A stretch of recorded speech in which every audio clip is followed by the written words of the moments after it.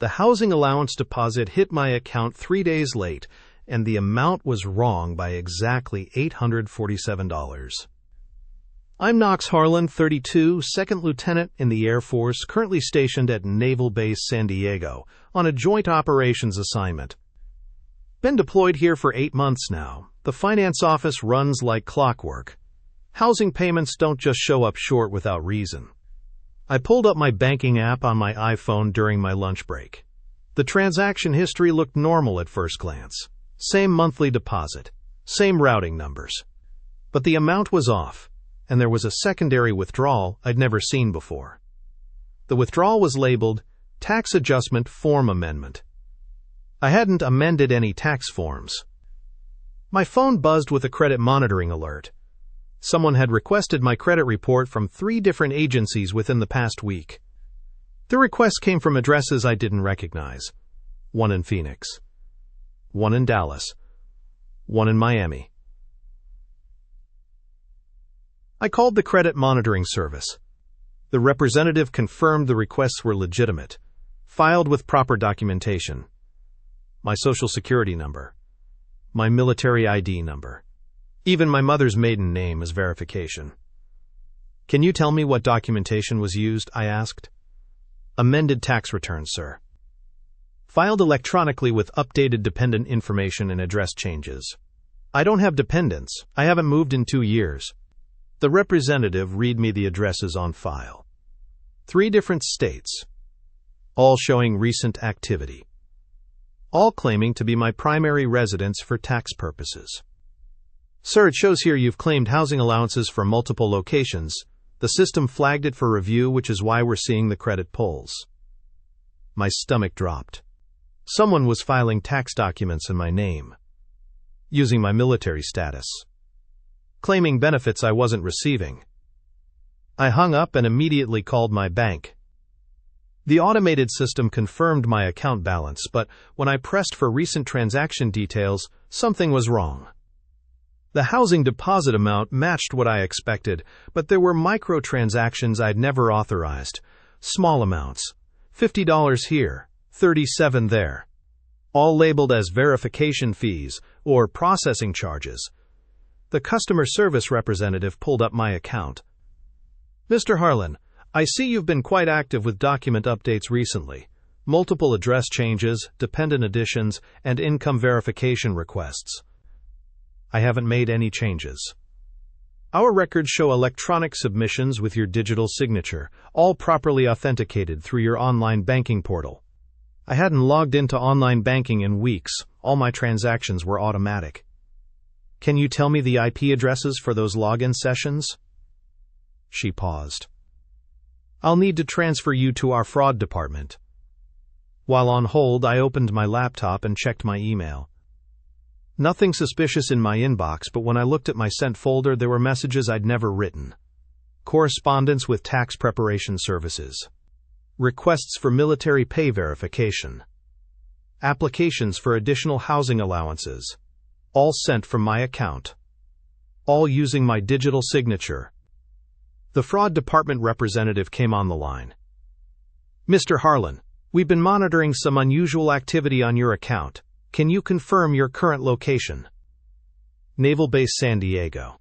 Our records show login attempts from your account in Arizona, Texas, and Florida over the past month. All successful logins using your correct credentials. Someone had my passwords, my security questions, my military identification numbers. They were filing tax documents in my name, claiming housing allowances for multiple states, and using my military status to bypass verification checks. The representative continued, we've also noticed your account has been linked to several new external financial institutions. Did you recently open accounts with other banks? I hadn't opened any new accounts. My phone buzzed again. Another credit alert. This time, someone had applied for a credit card using my information. The application listed me as residing in Phoenix with a dependent spouse and 2 children. I'm single. I live in base housing. I've never been to Phoenix. Someone wasn't just stealing my identity. They were systematically rebuilding it across multiple states. using my military credentials to establish credibility with financial institutions. And they'd been doing it for weeks without me noticing. The investigation started with my gaming setup. Every night after duty, I'd log into my PlayStation and connect with my squad. We'd been playing together for 3 years, ever since my first to Kuwait. Marcus Chen was my closest friend in the group. Former Army, discharged 2 years ago after an injury. He understood military life better than anyone. Marcus lived in Phoenix. He'd mentioned struggling financially since his discharge, medical bills from his service-connected injury, difficulty finding steady work. I'd helped him out a few times, sending money through digital payment apps when he couldn't make rent. But Phoenix was one of the cities where someone had accessed my accounts. I called the base's cybersecurity office. Staff Sergeant Williams ran the digital forensics unit. She agreed to meet me during lunch break. "I need you to trace some login attempts," I said, handing her the printed bank statements. "Someone's been accessing my accounts from multiple states." Williams pulled up her computer terminal. "Give me your account details. I'll run a trace on the IP addresses." While she worked, I thought about the timeline. The fraudulent activity started 6 weeks ago, right after I'd mentioned my upcoming tax refund during one of our gaming sessions. Marcus had joked about how military members always got big refunds because of pay exemptions. "Here's something interesting," Williams said. "The Phoenix IP address traces back to a residential internet provider. Same address has been flagged in 3 other military identity theft cases this year." She showed me the screen. The address was in a Phoenix suburb. I recognized the street name. Marcus had given me that same address when I'd sent him money last month. My stomach dropped. "Can you pull up the login timestamps?" I asked. Williams scrolled through the data.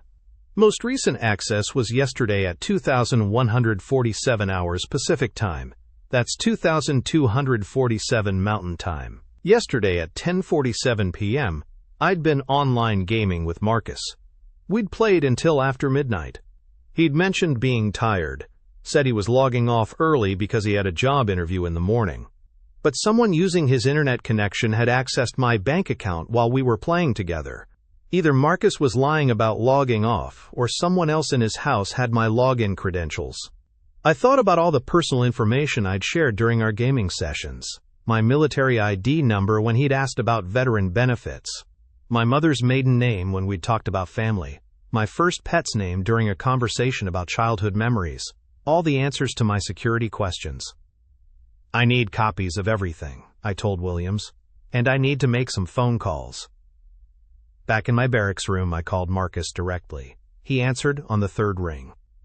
"Knox, what's up? You sound stressed." "Someone's been accessing my bank accounts. The IP traces back to Phoenix." Silence on the other. "That's crazy, man." "Phoenix is a big city. Could be anyone." "The address matches the one you gave me for money transfers." Another pause, longer this time. "Look, I don't know what to tell you. Maybe someone's spoofing IP addresses or something. You know how hackers work." But his voice sounded different. Defensive. Not the casual tone I was used to. "Marcus, I need to ask you directly. Have you been accessing my accounts? Are you seriously accusing me? After everything we've been through? After all the times you've helped me out?" He was deflecting, not answering the question. "Just answer me, yes or no." The line went quiet for almost 30 seconds. "I can't believe you'd think I'd do something like that." Still not a direct answer. "I'm going to hang up now," he said. "Call me back when you're thinking clearly." The line went dead. I immediately called my bank's fraud department and changed all my passwords. Then I called my credit union and froze my accounts. Finally, I contacted the credit monitoring service and placed alerts on all my reports. But the damage was already extensive. Over the past 6 weeks, someone had filed tax returns in my name claiming housing allowances in Arizona, Texas, and Florida. They'd opened 3 new credit accounts using my military credentials. They'd even applied for a VA home loan using fake employment verification documents. The total fraudulent activity exceeded $47,000. My phone rang. Marcus calling back.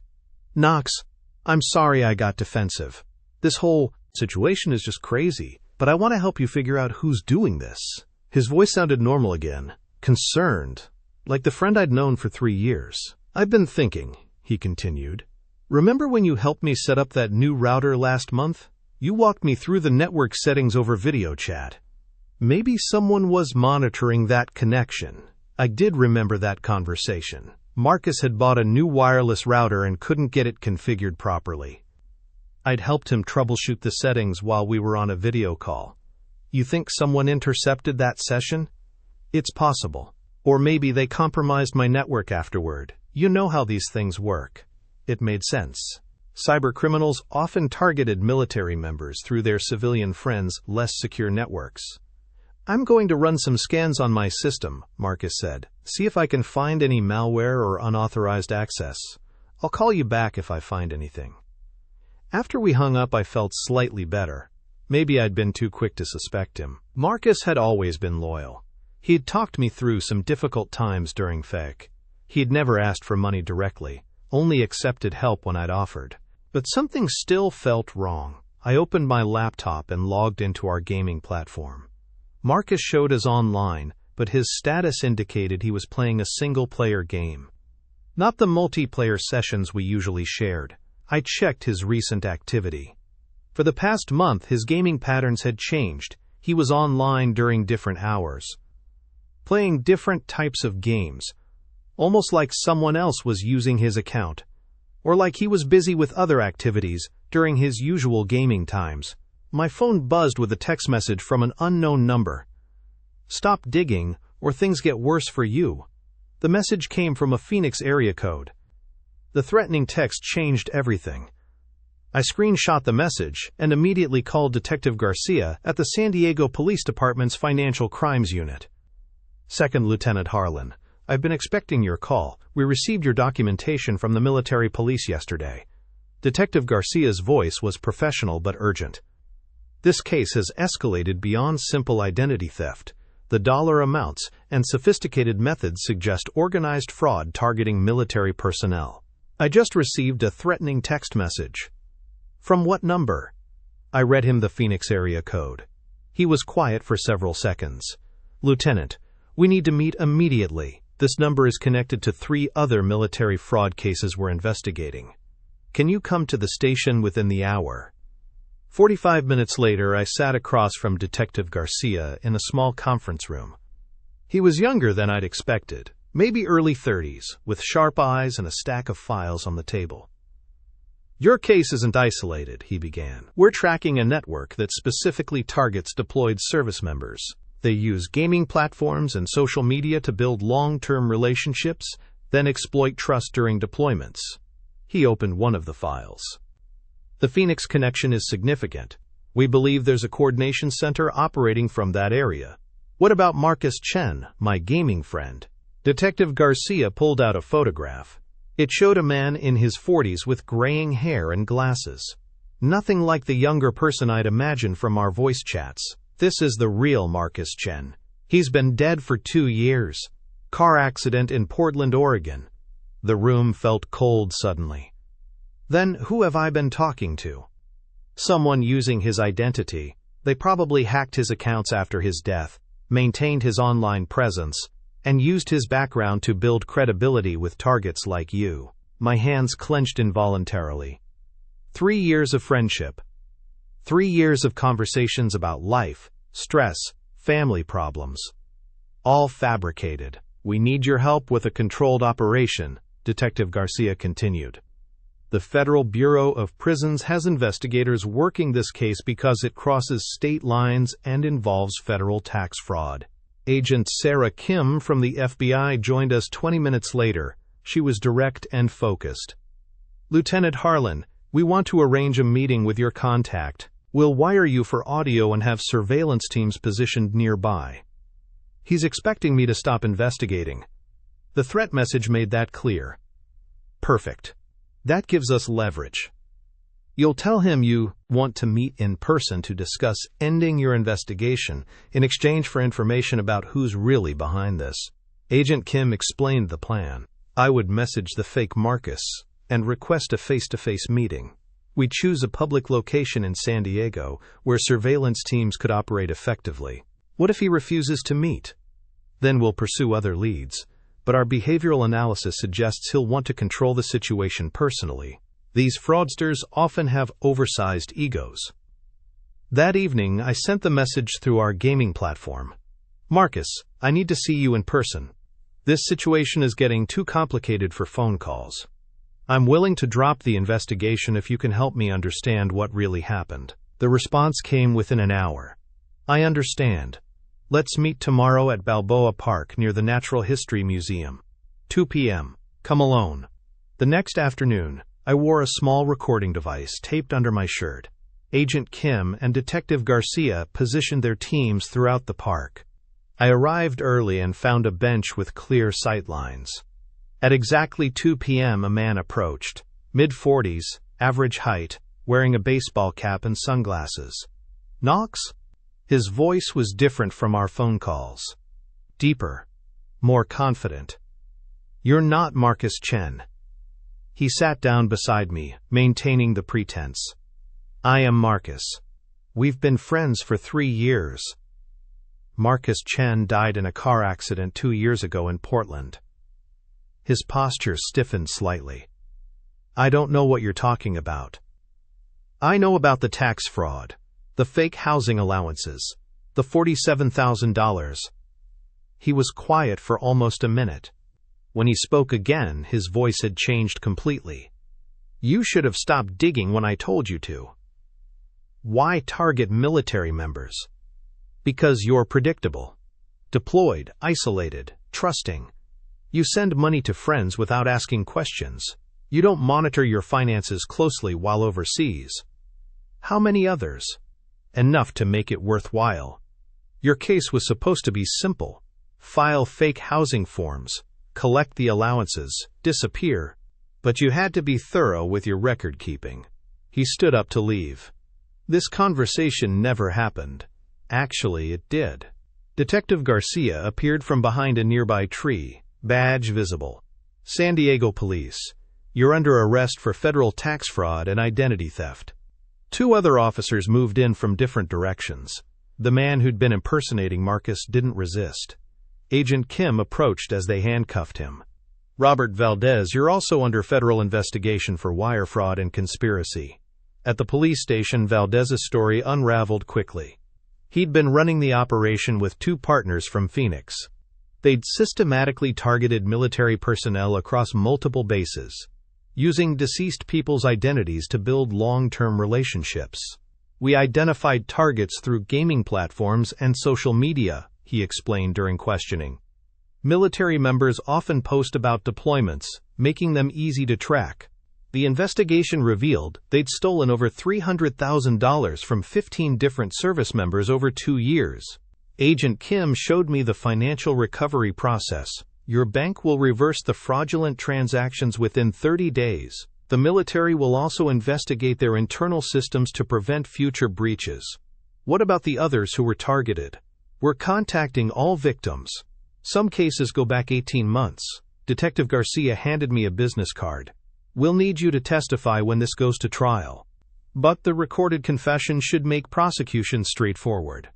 6 weeks later, Valdez pleaded guilty to federal fraud charges. His 2 partners were arrested in Phoenix.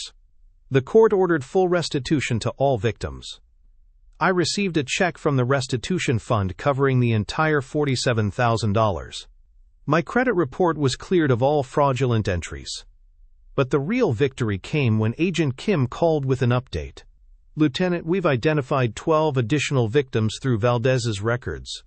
Your cooperation helped us recover over $200,000 for fellow service members. The case made me realize how vulnerable deployed military personnel could be to sophisticated fraud schemes. I started documenting security practices and sharing them with other service members on base.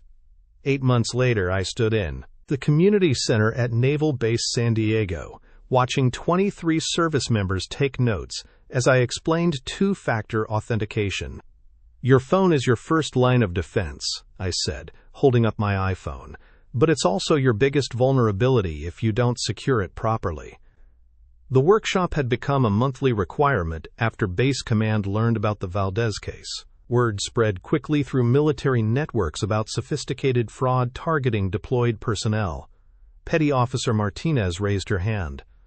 What about gaming platforms? Should we avoid them completely? No. Just verify who you're talking to. Real friends don't ask for personal documents or financial information. After the session, I walked back to my quarters. The Pacific sunset painted the base in orange light.